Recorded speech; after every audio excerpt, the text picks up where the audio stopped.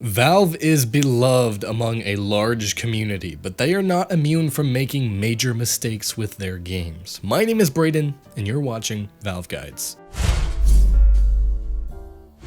This video is brought to you by CSGO Empire, today's leading site for fun CSGO gambling and entertainment. It's one of the safest and most convenient places to play. You deposit your skins and place bets on which of these 3 coins you think will win, build up your numbers, and withdraw better skins than you started out with. You can use our code GUIDES for free goodies, and make sure to check out the link in the description for more details. We love Valve a lot, but just as any company or person, they've made mistakes. We've talked about patches and controversies before, but these aren't controversies like paid mods and gambling, but rather times Valve through action or inaction really messed up aspects of their games. These are kind of in order, but actually no particular order. I hate that line. But without further delay, let's jump right into this. Starting things off spicy, at number 10 we have Half-Life 2 early alpha leaks. There is no way that we could cover everything about this in the time that I have to talk about it. And there is still controversy over how the events took place, but the basic rundown is that the alpha or beta, people call it both and it's frustrating, I'm just gonna call it the alpha. The alpha of Half-Life 2 was leaked by an overseas hacker. And at that point we were pretty sure that we were compromised. We didn't know how badly it was. It was like, okay, somebody's gotten into our email.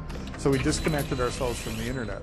And let's just say the Half-Life 2 that the community knew then is not the Half-Life 2 that we know now. The storyline, the intro, settings, weapons, and everything had drastic differences. However, looking back, people were not very impressed with what they saw. It has been said that Valve already knew about these issues from testers before the leak even took place, but the game wasn't compelling enough for players. The controversy is whether the leak was the leading cause for the overhaul Half-Life 2 saw after this, or whether Valve was already aware of the players' opinions from early tests and were going to overhaul seemingly everything anyway. Regardless, Half-Life 2 went from a crappy alpha to a total overhaul that many consider to be the best game ever created. Moving right on to number 9, we have the launch of Portal 2. You may not consider this to be the ruining of a game, but the ruining of a launch of a game as big as Portal 2 undoubtedly ruined the hype of a launch for thousands and thousands of people. So let's swing back the clock back to 2011. Valve was gearing up to release the next big hit, Portal 2. In order to sweeten the pot for PC users, Valve came up with a contest. Play indie games and Portal 2 would launch early. So the fans, being hyped as per usual, complied and played loads upon loads of indie games. So when did Portal 2 launch as a result? 10 hours before its 7 AM launch time. Also known as I'm sleeping, please leave me alone time. On top of that, you could have just gone to GameStop for the midnight launch and gotten it then. So we basically just played a bunch of indie games for nothing. Now, I'm not saying that to take shots at indie games. We love indie games here at UG. The idea seemed really cool on paper, and it still does kind of sound pretty awesome, but let's just say it didn't work out too well. On to number 8, we have item duplication and global offensive. We here at CSGO Guides,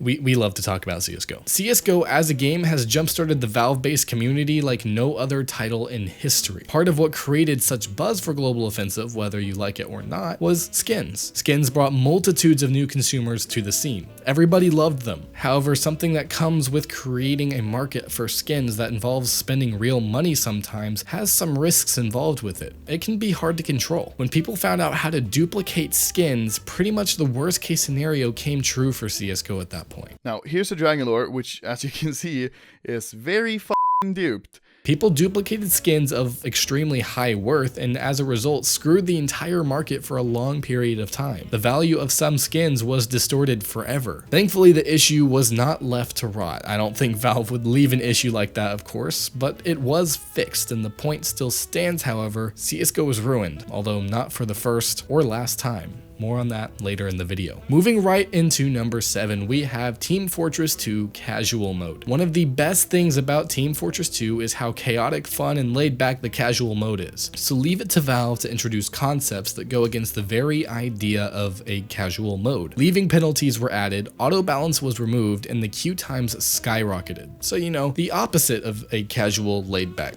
good time. Mainly the long wait times, but also things like people leaving and not being replaced, and if you leave you get a penalty, which just sounds so stupid for a casual game mode, and you're right, that is stupid. Thankfully, Valve fixed this issue, but the fact that they would try to do this in the first place didn't really seem to make sense. Don't get us wrong, competitive TF2 would be fantastic. Valve just didn't think things through fully, and we still seem to not have a truly good competitive mode to this day. At number 6, the Wild West of CSGO. We've talked about this one a lot, maybe more than we should have, so we'll keep it brief. Imagine if Halo 1's pistol was introduced into a world where people aren't 8-foot tall armored super soldiers. You would have the R8, and that's what it did to CSGO.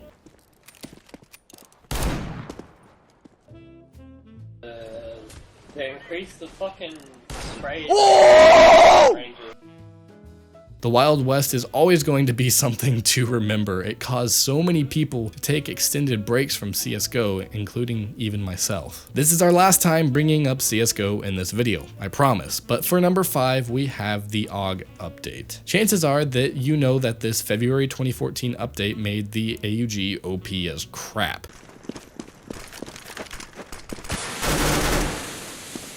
So let's talk about the good things in the update and why such small things can make a huge difference in ruining a game. The February 2014 update added stickers, grenade lobbing, and color highlighting for your teammates in the game. The last one is really important as it actually saves you precious bullets that you might have wasted assuming an ally was an enemy, and saving their life, kind of a little bit important too. So it wasn't a bad update, one that just ended so poorly because of one thing that became a big issue. When guns become broken in games like CSGO, it can truly ruin the entire experience for devoted players. It can cause them to stop playing for periods of time or even quit altogether. Don't take weapon changes lightly. For number 4, we have Valve not updating their console games. Now, we all know that Valve has made some of the greatest FPS games of all time, and that still holds up incredibly well on PC. On consoles, it's an entirely different story. While games like Left 4 Dead and Portal are still perfectly fine and serviceable, Team Fortress and Counter-Strike have aged terribly due to lack of updates and support that keep the games so relevant and thriving on PC today. Simply through inaction, Valve was able to ruin the console versions of some great games. And we didn't think that was possible, but one of the next entries on our list proves us even more wrong.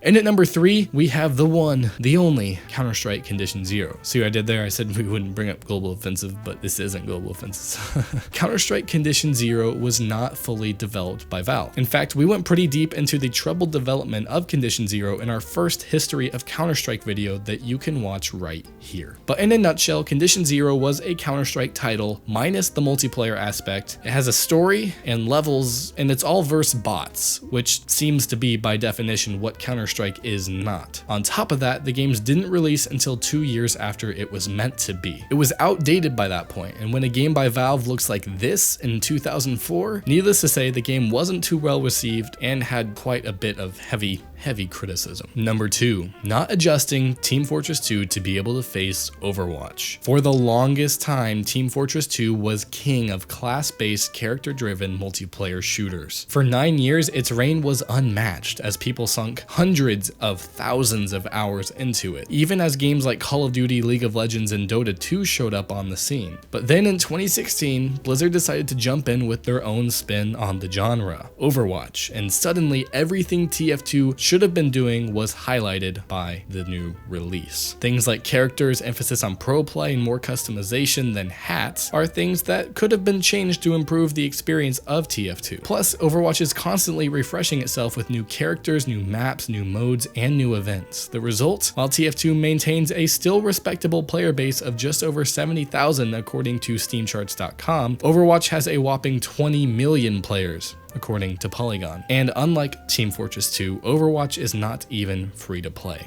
Yikes. Finishing things off with number 1, we have the delay of Half-Life 3. So here's an anomaly for you. How can you ruin a game that is never released? Sounds like a Zen riddle, but the answer is much more simple and it can be found in one game. Duke Nukem Forever. Much like Half-Life 3, Duke Nukem spent an obscene amount of time in development and wasn't released for 14 years. While sure the game was alright, people built up such an idea of what the game would be that by the time it rolled around, it had no chance of meeting those expectations. While Valve is not the exact same as Duke Nukem, many would say it's pretty much doomed to repeat the same fate. It's been too long and people assume so much that Valve has next to no chance for the game to not disappoint fans. It's not impossible for Valve to recover from this, but we can still hope for a truly pleasant surprise now, can't we? A special thanks to our sponsor, CSGO Empire, for making this video possible. CSGO Empire is today's leading site for fun CSGO gambling and entertainment. It's one of the safest and most convenient places to play. Deposit your skins, place bets on which of the 3 coins you think will win, build up your numbers, and withdraw better skins than you started with. Make sure to use our code GUIDES for free goodies and check out the link in the description for more details. Well guys, that just about does it for this video. If you enjoyed or learned something new, make sure to hit that like button so others can share that feeling with you. If you want to see more videos like this, subscribe. It's free. It's been a pleasure guys. My name is Braden. Stay amazing, and I will see you in the next video.